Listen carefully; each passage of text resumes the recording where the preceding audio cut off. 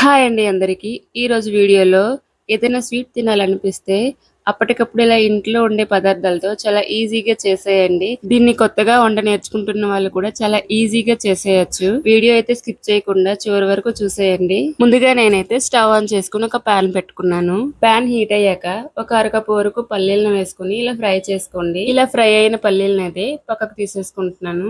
అదే పాన్ లో కొంచెం కొబ్బరి ముక్కలను కూడా వేసుకుని ఇలా లైట్ గా ఫ్రై చేసేసుకోండి. ఒక మిక్సీ జార్ తీసుకొని అందులో కొబ్బరి ముక్కలు, ఒక అరకప్పు వరకు బెల్లం వేసి ఇలా గ్రైండ్ అయితే చేసేసుకోండి.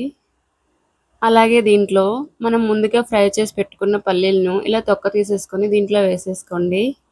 దీంట్లో ఒక 2 స్పూన్ల నువ్వుపప్పును కూడా వేసుకోవాలి. అలాగే ఫ్లేవర్ కోసం ఒక 2 యాలకులు కూడా వేసుకొని దీన్ని మెత్తగా గ్రైండ్ చేసేసుకోండి.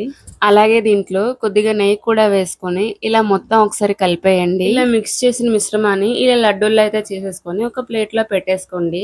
నేనైతే దీన్ని జీడిపప్పుతో గార్నిష్ చేసుకుంటున్నాను. అంతేనండి, ఎంతో ఈజీ స్వీట్ అయితే రెడీ అయిపోయినట్టే. ఈ వీడియో గనక మీకు నచ్చినట్లయితే లైక్ చేయండి, షేర్ చేయండి, అలాగే సబ్స్క్రైబ్ చేసుకోండి. Thank you for watching.